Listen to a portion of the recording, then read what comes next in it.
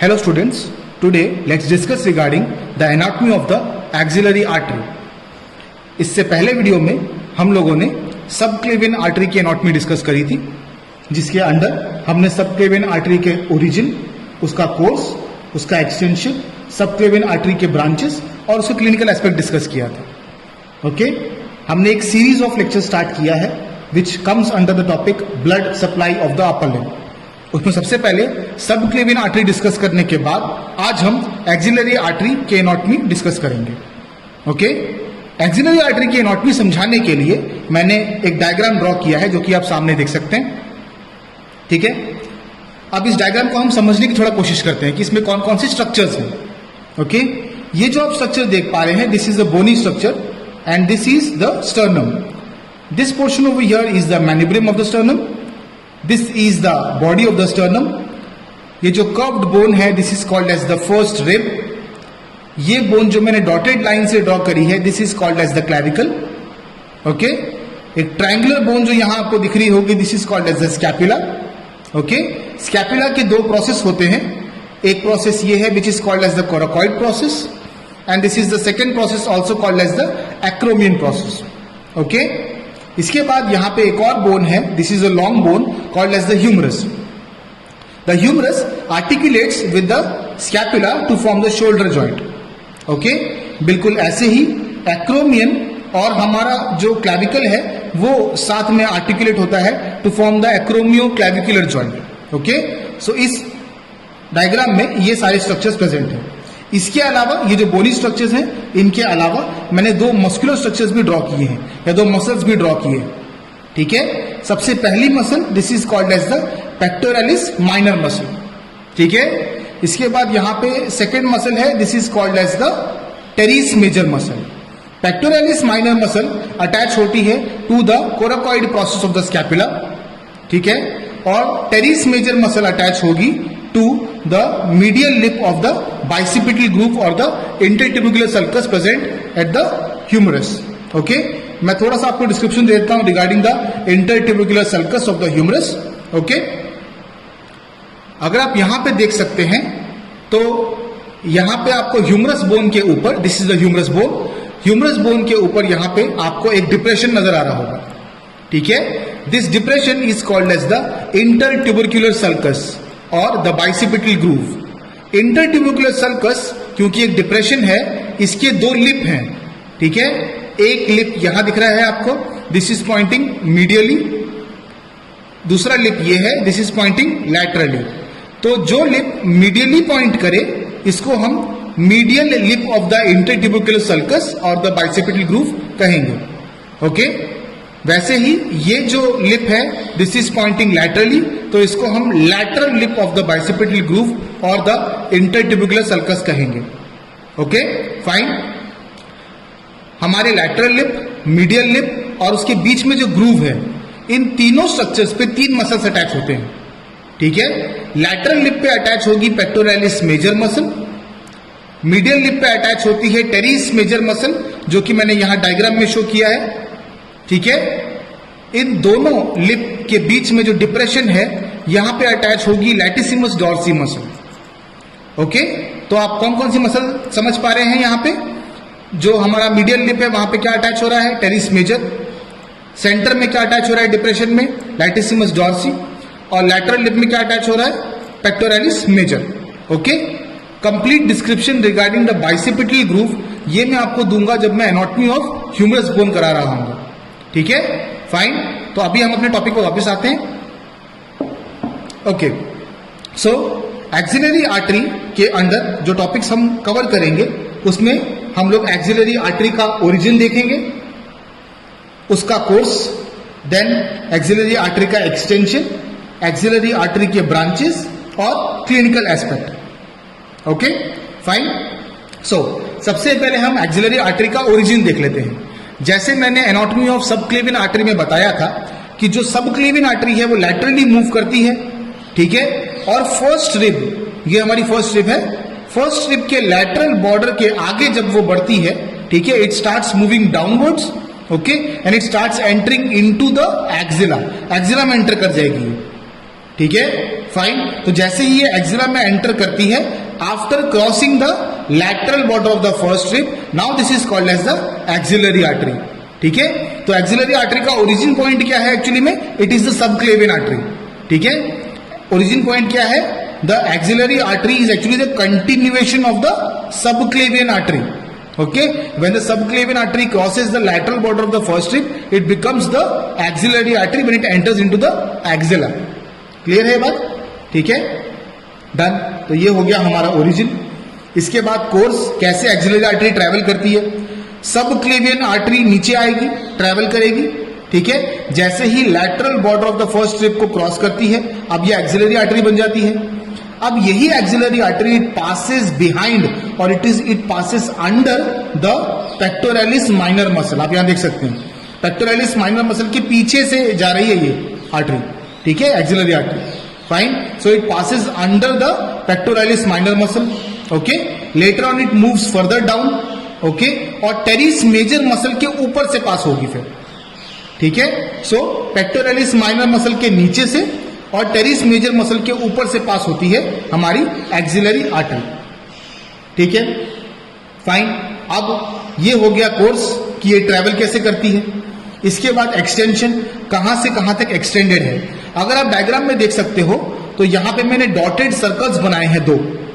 ठीक है, ये 2 डॉटेड सर्कल्स बताते हैं कि हमारी एक्सिलरी आर्टरी का एक्सटेंशन कहां से कहां तक है। ठीक है, फाइन। सो हमारी जो एक्सिलरी आर्टरी है वो कहां से कहां तक एक्सटेंडेड है? From the lateral border of the first rib. ठीक है, from the lateral border of the first rib to the lower border of the teres major muscle. ठीक है, extension of the axillary artery कहां से कहां तक है? From the lateral border of the first rib to the lower border of the teres major muscle.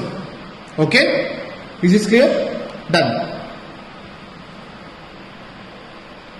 Okay, so after the extension अब हम branches of the axillary artery discuss कर लेते हैं। ठीक है, so branches of the axillary artery बिल्कुल हम वैसे ही पढ़ेंगे जैसे हमने सबक्लेवियन आर्टरी की ब्रांचेस पढ़ी थी। हमने उसे कैसे डिस्कस किया था?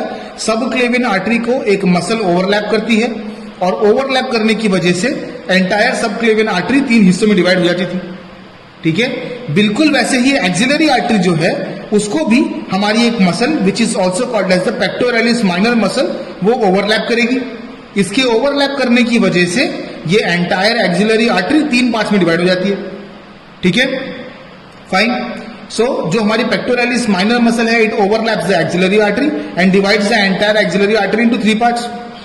ओके, वो part of the axillary artery जो कि हमारे पेक्टोरलिस माइनर मसल के ऊपर लाई करेगा उसको हम first part of the axillary artery कहेंगे। ठीक है, वो पार्ट जो हमारे पेक्टोरलिस माइनर मसल के पीछे लाई करता है उसको हम second part of the axillary artery कहेंगे। वो part of the axillary artery which lies behind और below the pectoralis minor muscle is called as the third part of the axillary artery. ठीक है, तो ऐसे 3 पार्ट्स हो जाते हैं। अब ये 3 पार्ट्स जो हैं आसान कर देते हैं हमारा काम to remember the branches of the axillary artery. ठीक है, फाइन। अब कितनी ब्रांचेस हैं एक्सिलरी आर्टरी की? सो एक्सिलरी आर्टरी की टोटल 6 ब्रांचेस हैं। ठीक है, यहां मैंने एक निमोनिक से लिख के बताया है कि आप कैसे याद रख सकते हैं branches of the axillary artery. The mnemonic एक बार देख लेते हैं। What is the mnemonic? 6 teens, love, songs and poems. Okay, मैं दोबारा रिपीट कर देता हूं। 6 teens, love, songs and poems. Okay, आप इस पूरे निमोनिक के सभी वर्ड्स के पहले पहले अल्फाबेट्स पिक कर लेंगे। ठीक है, और इससे आपको याद हो जाएगी the branches of the axillary artery. ठीक है, जैसे 6 में से एस आपने ले लिया। एस मतलब क्या है? Superior thoracic artery. Okay, teens में से आपने टी ले लिया, that means the thoracoacromial artery. ठीक है, लव में से आपने एल ले लिया, that means the lateral thoracic artery. Okay, मैं आगे डिस्क्रिप्शन दूंगा इन सभी आर्टरीज का, फिलहाल आप सिर्फ नाम याद रख लीजिए। ठीक है, सॉन्ग्स में से जो एस है उसका मतलब हो गया सब स्कैपुलर आर्टरी। ओके, एंड में से ए है उसका मतलब है एंटीरियर सर्कमफ्लेक्स ह्यूमरल आर्टरी। ठीक है। पोएम्स के पी में से बनता है पोस्टीरियर सर्कमफ्लेक्स ह्यूमरल आर्टरी। तो ये जो 6 ब्रांचेस हैं, these are the branches of the axillary artery. अब आप इसको कैसे पढ़ेंगे, मैंने आपको बताया था, जैसे हमने इसको फर्स्ट, सेकंड और थर्ड पार्ट में डिवाइड किया है, तो इसने हमारा काम आसान कर दिया। वो कैसे? फर्स्ट पार्ट में एक ब्रांच है सिर्फ, ठीक है। सेकंड पार्ट में 2 ब्रांचेस हैं, थर्ड पार्ट में से 3 ब्रांचेस निकलती हैं। तो आपको आराम से याद रहेगा, फर्स्ट सेकंड थर्ड मतलब फर्स्ट ब्रांच, फर्स्ट में से 1 ब्रांच, ओके, 1 ब्रांच, सेकंड में से 2 ब्रांचेस, थर्ड में से 3 ब्रांचेस, ठीक है। तो आपको ऐसा आसानी से याद रहने वाला है, ओके फाइन। ऑर्डर भी आप सेम ही फॉलो करेंगे जो मैंने आपको निमोनिक में बताया है, ठीक है। तो जैसे यहां पे फर्स्ट पार्ट है, इसकी फर्स्ट ब्रांच कौन सी है? जो यहां पे पहली आर्टरी मेंशन करी गई है, which is called as the superior thoracic artery. तो अभी हम जरा branches of the axillary artery पढ़ लेते हैं, ठीक है फाइन। सो एक्सिलरी आर्टरी के पहले पार्ट में से एक ही ब्रांच निकलेगी, which is called as the superior thoracic artery. तो यहां पे आप देख सकते हैं, ये जो ब्रांच यहां से जा रही है, it is coming from the first part of the axillary artery. This is called as the superior thoracic artery, okay. This is called as the superior thoracic artery. अब मैं आपको एक और चीज बता दूं कि जैसे ही आपको मैं ब्रांचेस बताता रहूंगा, उसके साथ में मैं सभी ब्रांचेस के जो क्लिनिकल एस्पेक्ट हैं या क्लिनिकल नोट्स हैं वो भी डिस्कस करता रहूंगा। एकदम लास्ट में, एंड में उसका डिस्कशन नहीं करूंगा, साथ में ही डिस्कशन करता चलूंगा, ठीक है। तो अभी हम देख रहे हैं superior thoracic artery, okay. Superior thoracic artery की क्या पेक्युलरिटी है कि superior thoracic artery pectoral group of muscles को सप्लाई करती है, ठीक है। पेक्टोरल ग्रुप ऑफ मसल्स कौन कौन सी हैं? जैसे कि नाम बताता है, पेक्टोरल ग्रुप मतलब पेक्टोरैलिस मेजर और पेक्टोरैलिस माइनर। इन दोनों मसल्स को कौन सप्लाई कर रहा है? सुपीरियर थोरैसिक आर्टरी, ठीक है। तो ये आप मेंशन कर सकते हैं, डन। इसके बाद आते हैं हम अपने सेकंड पार्ट पे। सेकंड पार्ट में 2 ब्रांचेस हैं, ठीक है। तो हम अगली 2 ब्रांचेस देख लेते हैं, कौन सी है निमोनिक में? थोरैको एक्रोमियल आर्टरी और लैटरल थोरैसिक आर्टरी। अब हम सेपरेटली इनको पढ़ लेते हैं। सबसे पहले थोरैको एक्रोमियल आर्टरी, ये रही हमारी थोरैको एक्रोमियल आर्टरी, यहां से आ रही है, ठीक है। पर आप यहां पे देखेंगे कि जो थोरैको acromial artery second part of the axillary artery से निकल रही है, आगे जाने के बाद ये 4 पार्ट में डिवाइड हो जाती है, ठीक है fine. थोरैको acromial artery which is actually a branch of the axillary artery, the second part of the axillary artery is giving 4 sub branches, ठीक है, also called as the divisions of the थोरैको acromial artery, ठीक है fine.